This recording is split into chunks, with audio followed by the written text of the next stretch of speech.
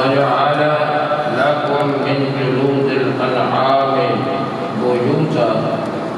تستخفونها يوم ظعنكم ويوم إقامتكم صدق الله العظيم وبلغنا رسوله النبي الكريم اول حمد ثنا الہی مالک ہر کا اس کا نام چتارن والا کسے میدان نہ ہرتا قدرت سی جس بات بنائے جگ سنسار تمامی رنگ برنگے بوٹے لائے کچھ خاصے کچھ آمی اس عجائب باغی اندر رخ آدم دا لایا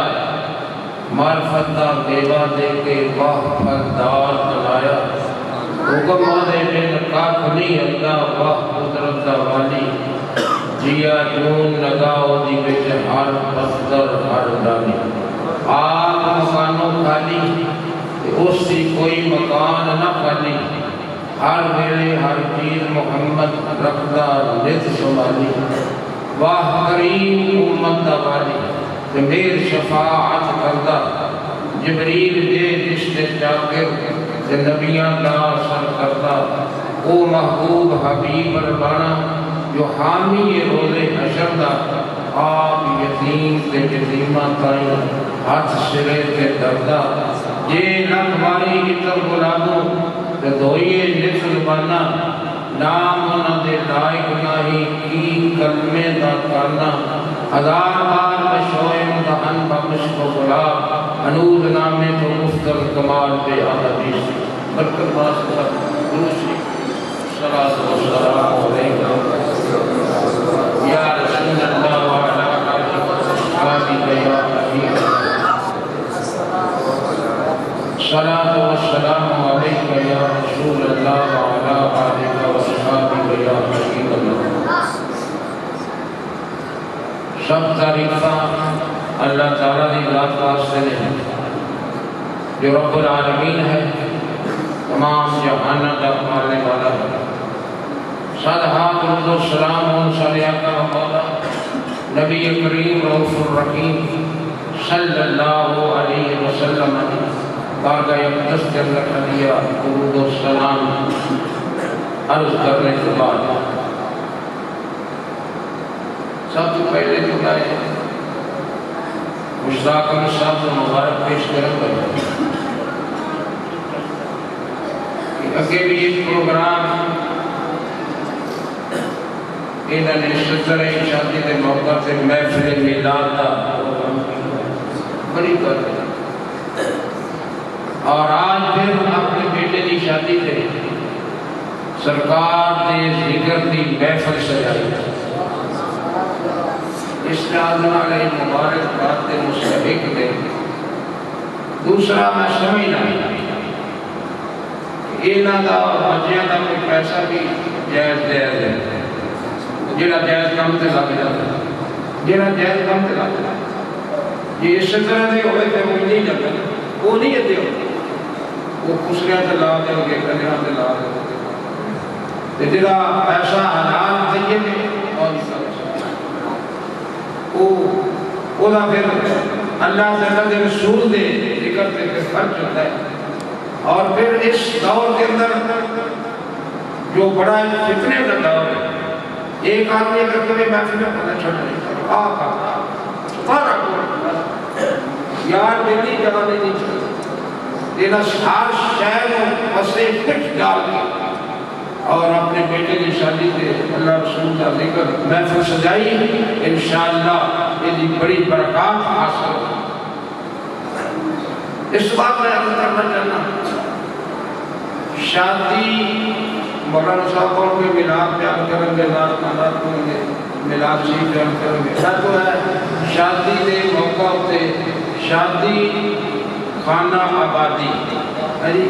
یہ تھوڑی جی میں گل کرتی یہ توجہ کر لی تو سو دی ہو سکتا کام آ جائے شادی جو ہو جائے یہ خانہ آبادی یہ بڑی مشکل کی بات ہے وہ شادی بات جو سے جاگو نہ ہو آبادی یہ بڑی مشکل ہوتی ہے اور یہ بہت سارے طریقے نے آباد کرنا ہے. یہ جڑا خانہ ہے گھر یہ آباد کرنا ہے خانہ آبادی یہ آباد کرنا ہے کس طرح کرنا ہے. سب تو پہلے یہ دیکھنا ہے یہ جڑا خانہ ہے گھر ہے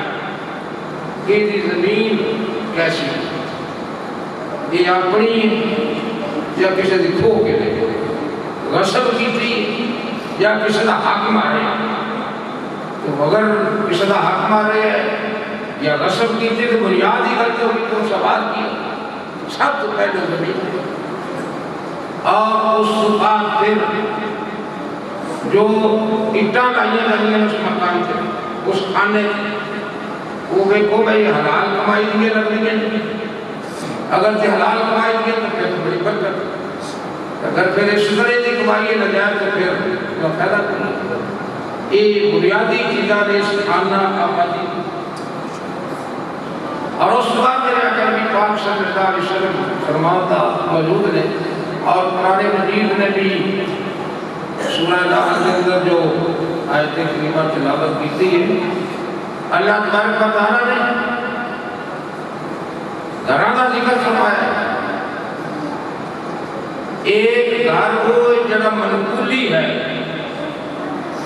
ایک گھر وہ جڑا غیر منقولی ہے. آج جڑے سارے پکے مکان بنے ہیں کوٹھیاں یہ غیر منقولی نے نقل نہیں ہوتی یہ جیسے ہیں اتنی ہے. ایک منقولی ہے جانوروں کے چمڑے تو خیمے بنائے ہیں آج سر تمور آ رہے ہیں اور دے آج ایسے کالوں تو دردیا پڑھو تصقیفون آیوم ذالکم یوم اقامت سفر کے اندر اقامت کے اندر پانے واسطے حفت دینا ثانی کسیلے جانے ایک مکان ہو. تو میرے حضرت پاک صلی اللہ علیہ وسلم نے ارشاد فرمایا خانہ آبادی کا سب سے پہلے مسئلہ ہے سرکار کا فرمان علی چاہیے. آپ نے فرمایا لا تزوج النساء لأموالهن لحسنهن لا تزوج النساء لحسنهن. پہلی شرط کرے کہ نبی پاک صلی اللہ علیہ وسلم فرمائی کہ رشتہ طے کر دیا صرف حسن نہیں دیکھنا صورت نہیں دیکھنی نہ سیرت بھی دیکھنی. اللہ نے سنیا سے کہا کہ صورت نہیں دیکھنی حسن آدمی تباہ کر دیا فرق کر وہ دینا سیرت کی ضرورت. دوسرا میرے آقا نبی پاک صلی اللہ علیہ وسلم فرمایا لا تزوجوهن بأموالهن. سرکار نے فرمایا مال بھی نہیں دیکھنا مال نو شادی دی بنیاد نہیں بنانا معیار نہیں نہ حسن نو بنانا نہ مال نو بنانا. مال دے اندر تکبر ہوتا ہے تکبر تباہی اور بربادی کا سبب بن جاتا ہے.